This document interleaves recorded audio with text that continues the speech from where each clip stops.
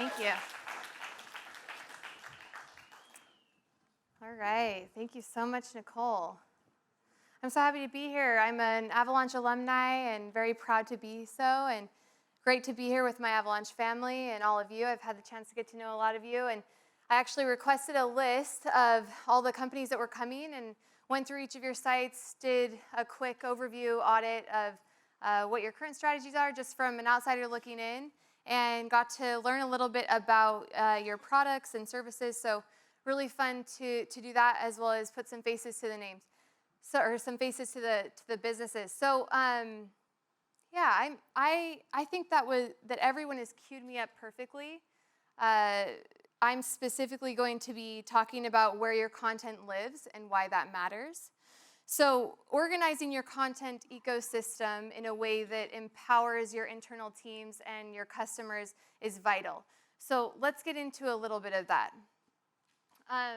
Before we go, I should also just mimic Nicole and give you a little bit maybe more insight into my life. So I started my professional career in client relations, working with some of the biggest commercial real estate barons in the world. I was 18, so this was about 12, 13 years ago.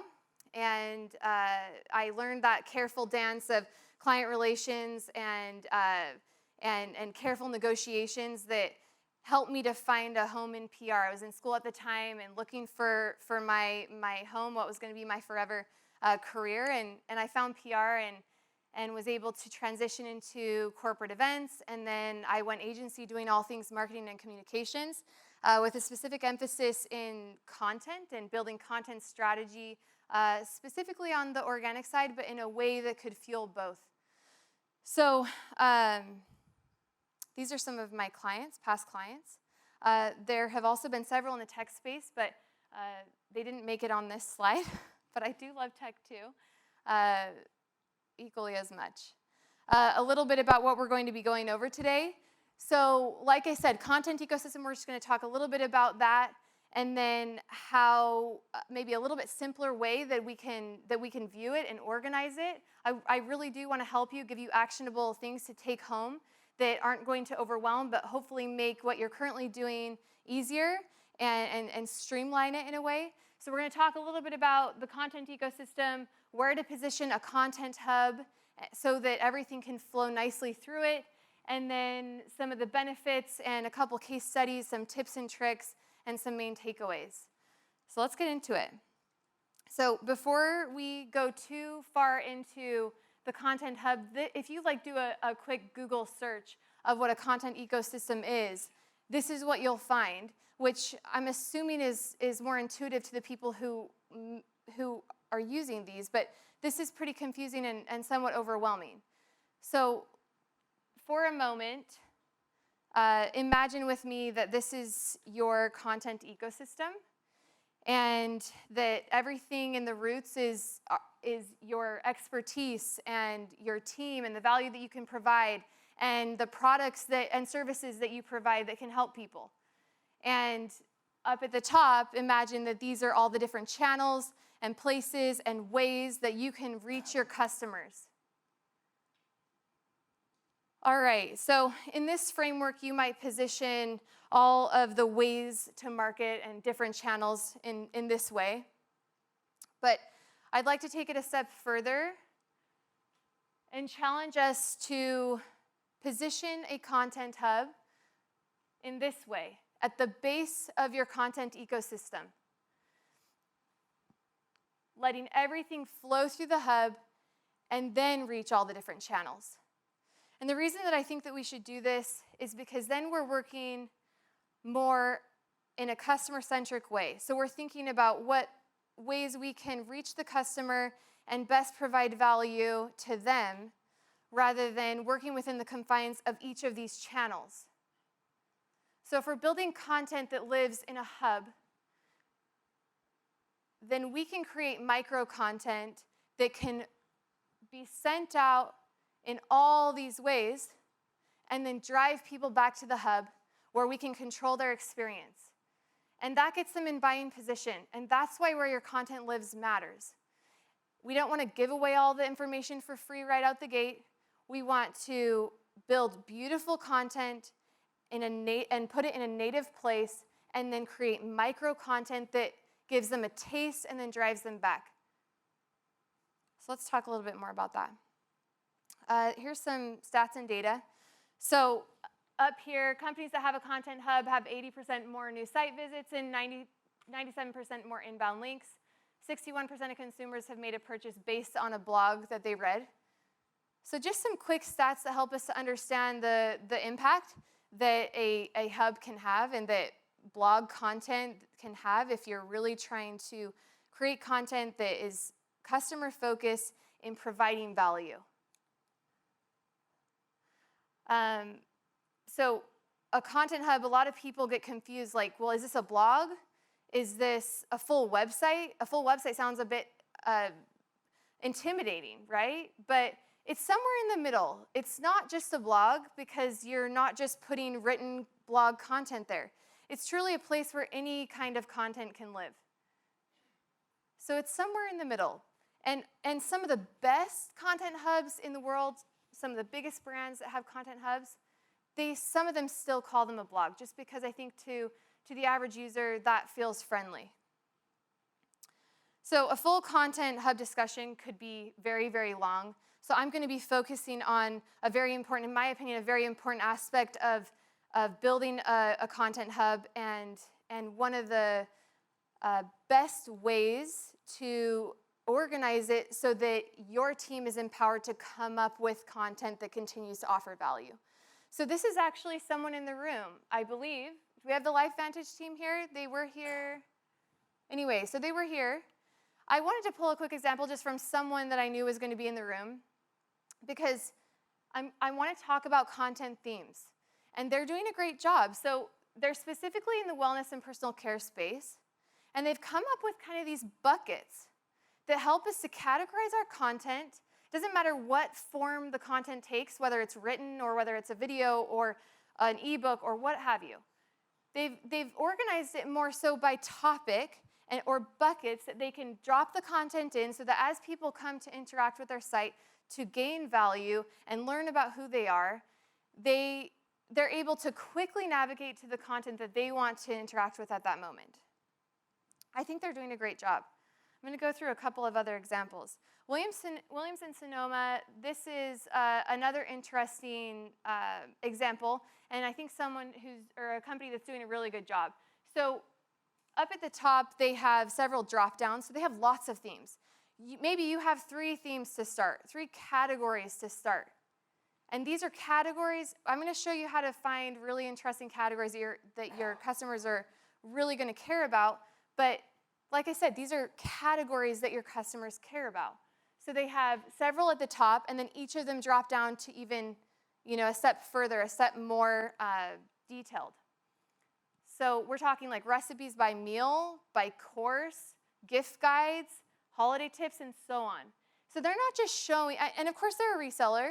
They sell other people's products, but they're not just showing the products and the features. They're showing what the products can do. They're showing you what your life could look like if you had these products and used them. They're not saying we have the best blender because, and here's all the features. They're actually trying to give you an idea of how perfect and delicious your life could be if you bought their products. So I also wanted to show an example of a really great company that's done an incredible job on the content side, but that maybe has a missed opportunity that they haven't quite taken here. So I just picked purple, but it's actually all of the mattress companies. All of the mattress in a box companies kind of fall into this category. They're all talking about the same things, and it's pretty narrow. They're talking about sleeping mattresses, and we're talking about like mattress sizes. I mean, when I look for the size of a king mattress, I'm not going to go to Google, go to Purple, go to their blog. I'm going to type it in Google, it's going to pop up. And even if I want to find out the size of their specific mattress, maybe compared to another king mattress, I'm just going to go to their product pages. That's where the features should be. So there's so much opportunity, and this was just like this is without doing any research. I didn't pull anything I didn't use any tools, I didn't pull any keyword data. These are just some ideas just like off the top of my head, that I came up with that I thought would be interesting and that could help to kind of target my hopes and dreams and get me to want a purple mattress. So, I mean, we're talking like bedroom sanctuaries. They should be creating content around bedroom sanctuaries. They should be the experts in like kids-themed bedrooms and family-centric bedrooms.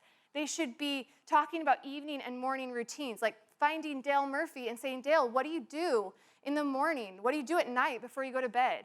You know, they should be the experts in talking to these people of influence and giving people that interesting content that they love. Cribs, master bedrooms edition of Cribs.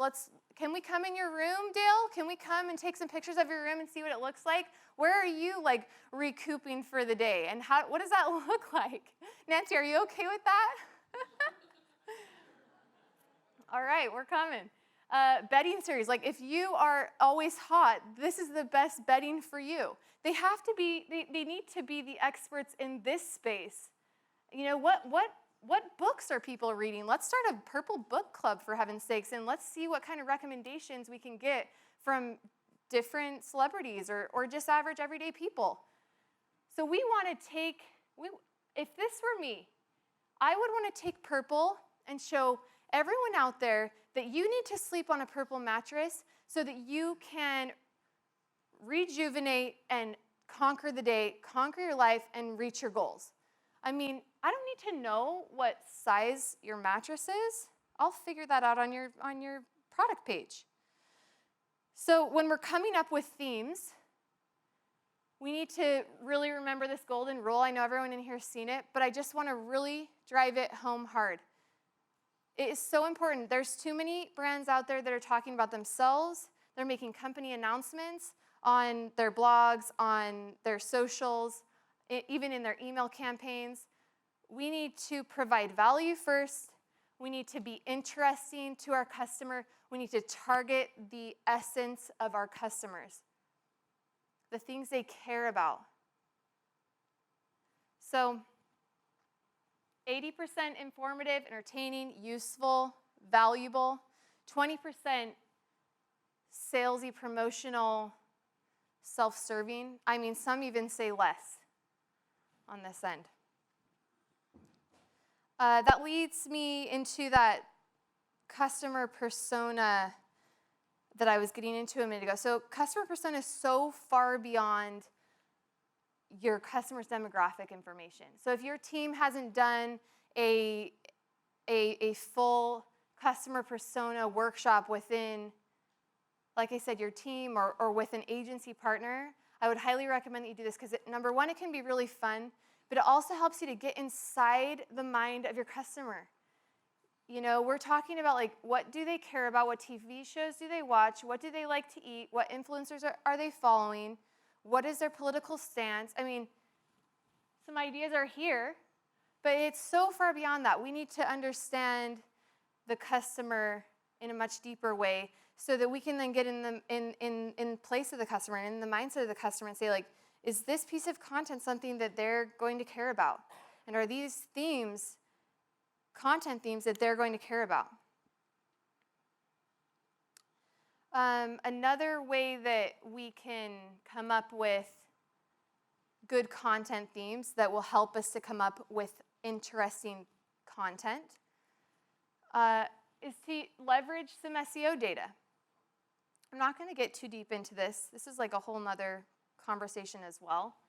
But the old SEO ways are focusing on singular keywords. The new ways are thinking about long tail phrases and customer intent.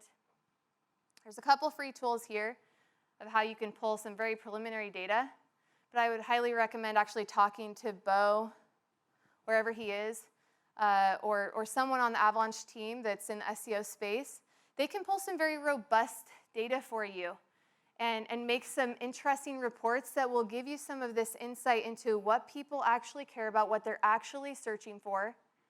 And based on that, you can make some pretty good assumptions as to what kind of content themes will resonate. And so then every day, every week, every month, as you're planning your future content, you're going to be able to look at these themes and say, okay, our customers care about these things. these topics. Let's come up with something in this space. And it just really helps to give you roots when you're creating content. This is a great case study. So I guess I didn't mention at the beginning, I'm currently running a startup called Tangible School. We offer boot camp style in-person education for startup founders, mainly in the e-commerce space, and it's a very comprehensive education, A to Z. We work with incredible companies, but like I said, it's mainly in the physical product space and primarily selling online. So this is a current student. I have their permission to use them as a case study. So we have been doing some ongoing mentorship with them, and they have great funding. They're doing really well. They're specifically in the kids, snacks, baby, food space. It's not the actual food. It's like the containers that they go in. So using the free tools only that I listed, I did this quick search. So I put in the words kid snacks and baby snacks just to see what are people searching right now and what's that volume like. So the top keywords and queries are here. Baby snacks for X month old. It was like baby snacks for 3 months old, 4 months old, 5 months old, all the way through till like they're 2.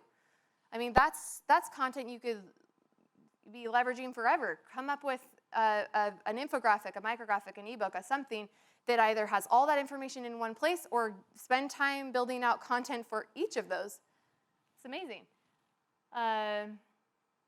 Yeah, baby snacks on a plane. Travel was a huge one that kept coming up, like family travel and baby snacks on a plane, et cetera, et cetera, et cetera. How to make baby snacks. What are some healthy baby snacks? There were some very disturbing questions like, can adults eat baby snacks? But that actually was like a top question. The answer is yes. It's for sure yes. I had a baby this year, for sure. You can totally eat baby snacks. Homemade baby snacks. A lot of people wanted to know like recipes. And so based on that, my recommendations would be to come up with these, to start with these 5 theme ideas. So child development, of course, that encompasses like, snacks for this age. And recipes for kids. So many people wanted to know how to make baby snacks. They probably, exhaust a lot of ideas. They want to come up with more. That would be great. Food for thought. That would be like a wild card idea. Like if they want to interview a parent, if they want to, Dale Murphy, you want to be interviewed? Let's just get him on. We're just going to use your family. You guys have a great family, lots of kids and grandkids. We'll interview you guys. You guys are probably experts in this. Active families, that was a big one. Like a lot of the searches were like families on the go. Can I take snacks on the plane? Can I take snacks to the zoo? It was all these on-the-go active family type questions. And traveling with kids so that we could have one that was separate because there was enough search volume around just the traveling aspect, as in actually getting on a plane, flying somewhere, and how do I navigate that whole world with my kid and snacks and the whole thing. So I hope that this shows you a little bit of at least a high-level way to start this process within your team. And can you see how if you had 5 main content themes, that would help you to come up with ideas every week and every month that your customers care about because you know that because you've already done the research and you know that your customers care about these things. Right? And you can continue doing ongoing research, and as you grow your business, you can continue to build out your themes. Like I said, Williams-Sonoma has several more themes than this. So I want you to take a second and think about your customer experience and think about what your customer cares about. Just whatever you know about your customer right now, think about that and who they are, what they care about. What's the last piece of content that you pushed out? Or think about your website. What is your website saying to your customer? Does it resonate with your customer? Do they care about it? What does your blog look like right now? If you have a content hub, what does that look like right now? Is it like all about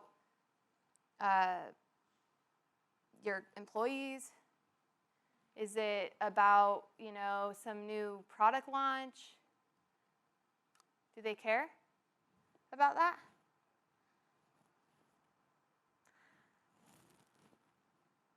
So,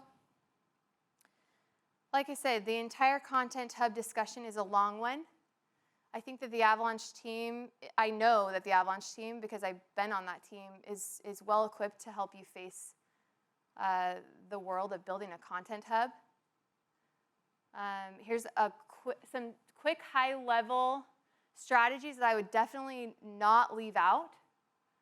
So when people prefer to engage with content is really important. Adhering to the 80-20 rule, I think, is part of that. 7 seconds. We've heard that a lot today. You have 7 seconds to grab their attention.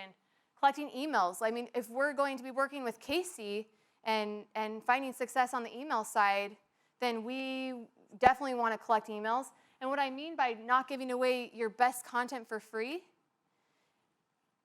let's say that you send out, you create this beautiful piece of content that has a ton of value to offer, and you know your customers are going to love it. Let's either put an email pop-up in front of it, or let's create micro content that gives them a taste of what's on that ebook or whatever it is. Put it out in all the places, in all the channels. Drive them back to the site so that they have to work for it a little bit. It's like, you can have this content, but you have to at least come back to our site, because we can control that experience. We can watch you and see what you do and gather data. And we can get them in buying position. We can gain their trust. And hopefully, as they click around, we're going to link to some of our product pages. Hopefully, as they click around, they convert. And be consistent. This is a big one. So a lot of people, you go to their blog, and just in general, in the world, and it's like the last time they posted a blog post or put out a piece of content on their hub, it says like 2017 or something. And I'm like, bounce right away. Because I'm like, this isn't valuable. It's outdated. So what I like, and what my recommendation would be, is to not put dates on any of the content you put out. Keep it updated. As like new trends and information come out, just go in and make some quick edits. If there is definitely a place for dates, but that should be maybe in the press section of your website when you're releasing company information and new announcements. You can put dates there for sure. And if you're going to have that section live on your hub, fine. Put dates on that stuff. But I would say for the rest of it, if we want evergreen content, let's leave the dates off, and let's just do the due diligence of keeping that content updated. All right, so my main takeaways, the last slide were just some strategies to think about, but my main takeaways are to focus on providing content that your customer cares about. Let's think about the customer first rather than the platform. I can't work with I can't put an ebook on Instagram. I'm tired of dealing with so many different channels and all the different requirements that they have. That's holding me back. Let's create the content that I know my customer will love. Let's put it in a place that I control on the hub. Let's send out a little notification on all the places in the ways that we have to for Instagram and on email and LinkedIn and everywhere, whatever makes sense for your business. Encourage them to come back. Link in bio. Come back to the site for the rest of the information, for the rest of the tips, to view the XYZ. Create a theme-driven content strategy. Do the exercises that so many have talked about today in understanding your customer, and some of this SEO data. Let's talk to Bo. There's probably going to be a line after this because Bo's the man.